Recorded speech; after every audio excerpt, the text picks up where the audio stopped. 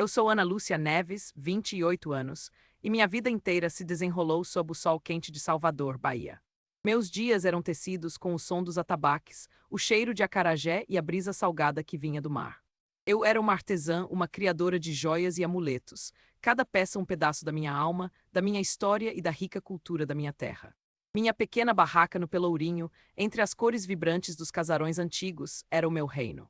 Ali eu esculpia, polia e montava brincos de búzios e miçangas, colares com pedras semipreciosas e pulseiras de prata, cada um com um toque especial que diziam ser só meu. Eu amava meu trabalho, amava a interação com os turistas e os moradores locais, que vinham em busca de algo único, algo que carregasse a energia da Bahia. Meu sonho era ver minhas criações brilhando em vitrines maiores, talvez em uma pequena galeria própria, um lugar onde a arte e a história pudessem se encontrar de forma ainda mais grandiosa. Eu era uma sonhadora, talvez um pouco ingênua, mas com um coração enorme e uma fé inabalável no poder do meu trabalho. Minha vida tranquila, no entanto, foi balançada no dia em que Mário apareceu. Ele era um homem charmoso, com um sorriso fácil e um jeito de falar que envolvia. Mário se apresentou como um empresário do Sudeste, interessado em promover a arte baiana para o mundo. Ele visitou minha barraca várias vezes, elogiando minhas peças com um fervor que me fez sentir especial, como se ele realmente enxergasse o potencial que eu sempre imaginei. Ele falou de grandes oportunidades de investimentos em minha marca, de levar minhas joias para feiras internacionais, de uma exposição em galerias de arte renomadas. Aquilo parecia ser a resposta às minhas orações, o caminho para realizar meu grande sonho. Eu, que sempre fui um livro aberto, confiei nele. Compartilhei meus desígnios mais inovadores, contei sobre meus fornecedores de pedras e prata, revelei os segredos de algumas das minhas técnicas de acabamento, tudo na esperança de uma parceria que nos beneficiaria a ambos.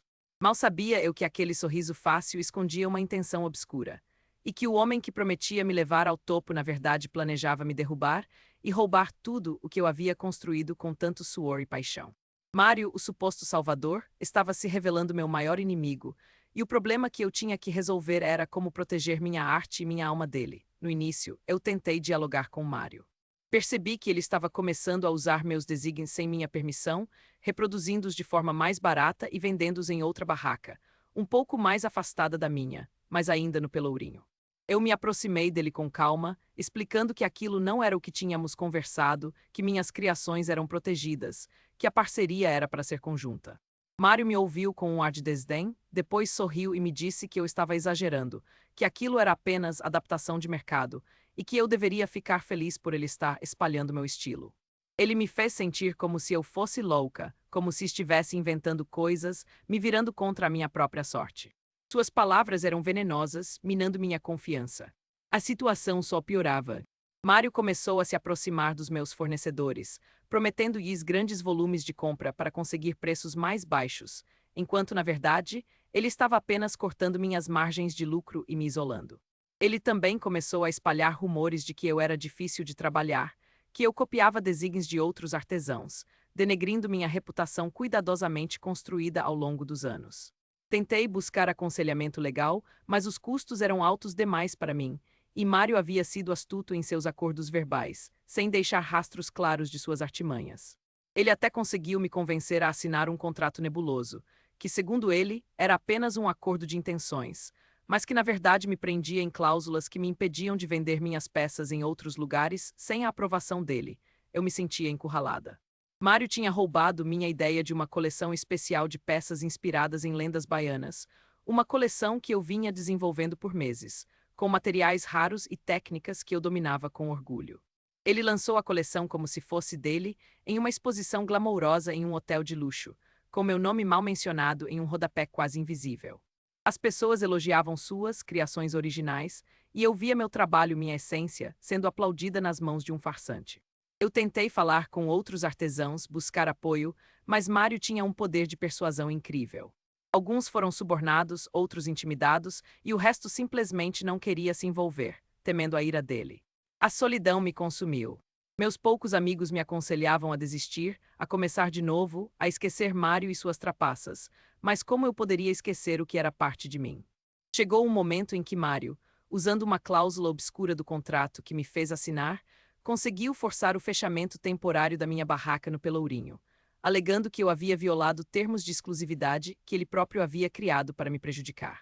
Perdi minhas vendas, minhas economias evaporaram, e a vergonha de ver meu espaço vazio e minhas peças falsificadas nas mãos de Mário me levou ao fundo do poço. Minhas mãos, que antes criavam com tanta alegria, agora tremiam. As cores de Salvador pareciam ter se apagado, e o som dos atabaques soava como um lamento distante. Eu me senti derrotada, humilhada, como se todo o meu mundo tivesse desmoronado. Pensei em largar tudo, em abandonar a arte, em me render à escuridão que Mário havia espalhado sobre minha vida. Aquele foi o ponto mais baixo, o momento em que a esperança parecia ter me abandonado de vez.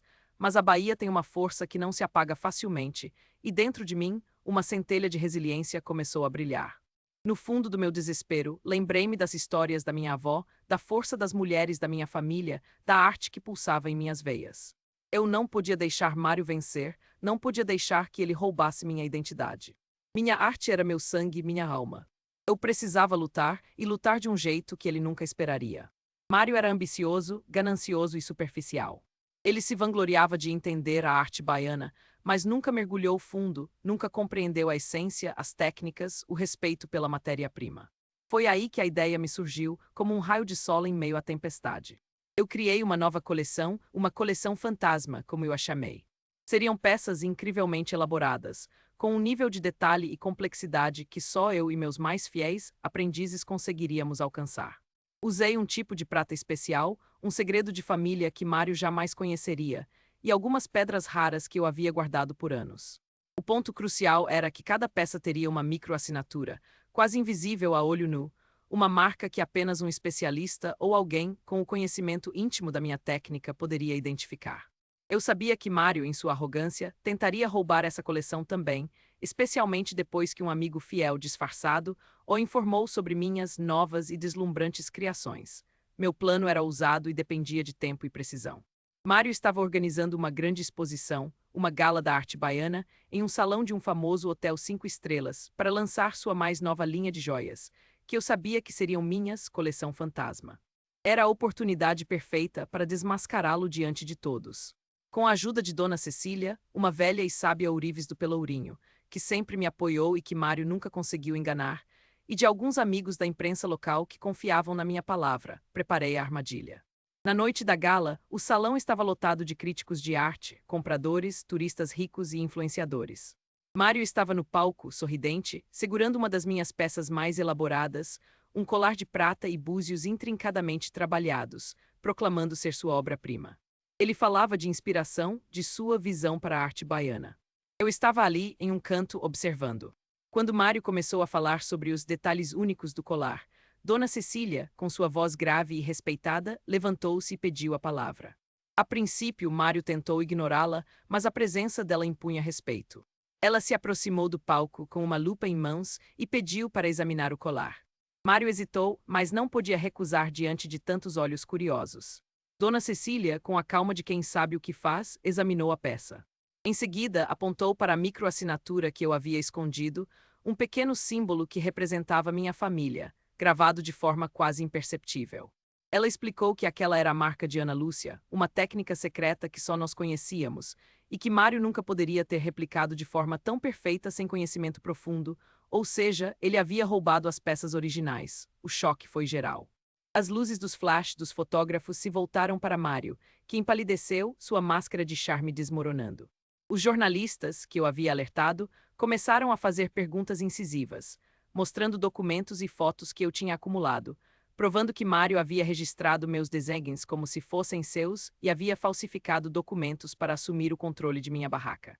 A fraude estava exposta de forma inegável. Mário tentou fugir, mas a humilhação pública e as acusações de roubo e fraude o prenderam no lugar. Ele foi confrontado ali mesmo, diante de todos os que ele tentou enganar. As consequências foram imediatas e poéticas.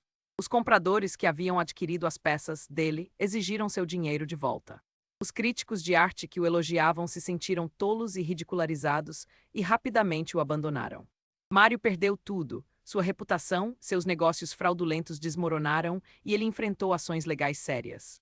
As galerias que o apoiavam o expulsaram, e seu nome se tornou sinônimo de desonestidade no mundo da arte. A justiça, para mim, não foi apenas financeira, foi uma restituição da minha dignidade e da minha arte.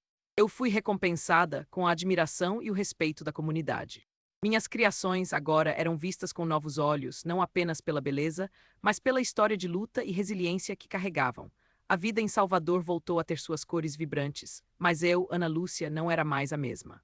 A ingenuidade havia sido substituída por uma sabedoria que só a dor e a luta podem ensinar. Minha barraca no Pelourinho floresceu como nunca antes. Os clientes vinham de longe, não apenas pelas minhas joias, mas pela história de como uma artesã baiana havia defendido sua arte e sua honra. Com o tempo e o apoio da comunidade, realizei meu sonho de abrir uma pequena galeria própria. Ateliê Ana Lúcia Neves, um espaço acolhedor onde minhas criações e as de outros artesãos locais podiam brilhar. Eu ensinava minhas técnicas para jovens aprendizes, passando adiante não apenas o ofício, mas também a importância da integridade e da paixão. Meus laços com Dona Cecília e meus amigos se fortaleceram, e formamos uma rede de apoio para proteger a arte genuína de Salvador. Minha história se tornou um lembrete de que a verdadeira riqueza de um artista está em sua alma, e não nas mãos de quem tenta roubá-la. E quanto a Mário, ele desapareceu do cenário artístico, sua reputação em ruínas. Dizem que a última vez que o viram, ele estava vendendo bijuterias baratas e sem alma em uma das praias menos movimentadas da cidade, suas peças genéricas, sem nenhum vestígio da beleza e da autenticidade que um dia ele tentou roubar de mim.